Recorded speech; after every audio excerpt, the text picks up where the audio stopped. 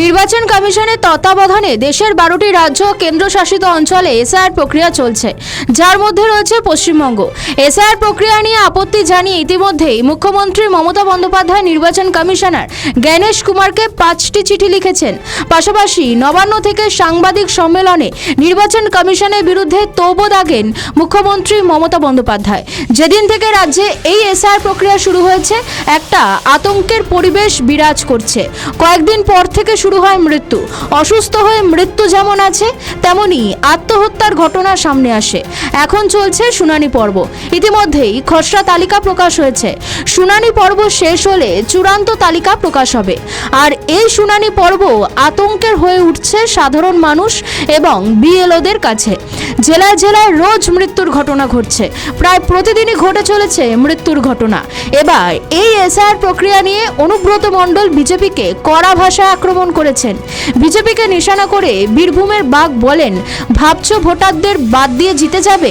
দলের নাম তৃণমূল, মনে করালেন শাসক নেতা। তিনি বলেন, তোমরা ভাবলে আমরা চুরি করব, ম্যাক্সিমাম লোককে ভোটার থেকে বাদ দিয়ে দেব। এক একটা বিধানসভায় 30,000, 40,000, 50,000 ভোটার বাদ দিয়ে তোমরা জিতবে না। ভাবলে আমরা চুরি করব, ম্যাক্সিমাম লোককে ভোটার থেকে বাদ দিয়ে দেব। এক একটা বিধানসভায় 30,000, 40,000, 50,000 ভোটার বাদ দিয়ে তোমরা জিতে যাবে না। আর আমরা আঙুল চুষবো? আঙুল চুষতে আসি নাই।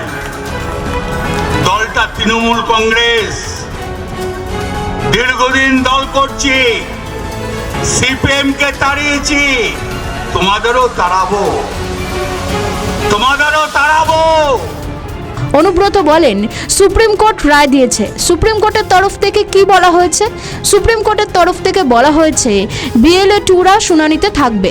তোপ দেগে বলেন অনুব্রত মণ্ডল, সিপিএমকে তাড়িয়েছি, তোমাদেরকেও তাড়াবো। একেবারে কড়া ভাষায় জবাব দিয়েছেন অনুব্রত মণ্ডল বিজেপিকে। 26-এর ইলেকশনে মুখ্যমন্ত্রী মমতা বন্দ্যোপাধ্যায় আবারও জিতবে। তিনি বলেন, বিধানসভায় তৃণমূল কম করে 60 থেকে 35,000 ভোটে জয়ী হবে। এসআইআর প্রসঙ্গে অনুব্রত মণ্ডল বলেন, সাধারণ খেটে খাওয়া মানুষদেরকে হয়রানি করা হচ্ছে।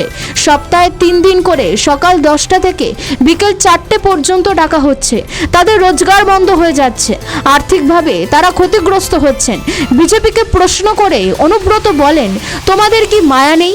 প্রসঙ্গত, তৃণমূলের সর্বভারতীয় সাধারণ সম্পাদক অভিষেক বন্দ্যোপাধ্যায় বীরভূম সফরের পরেই বিধানসভা নির্বাচনকে সামনে রেখে তৃণমূল জেলার বিভিন্ন ব্লকে প্রচার ও জনসভার কাজ শুরু করেছেন দলের নেতাকর্মীরা। আমাদের ভিডিও ভালো লাগলে লাইক ও শেয়ার করুন। কমেন্ট সেকশনে আপনাদের মতামত জানান। আরও ভিডিও পেতে আমাদের চ্যানেলটিকে সাবস্ক্রাইব করুন এবং প্রতি মুহূর্তে খবরের আপডেট পেতে প্রেস করুন বেল আইকন।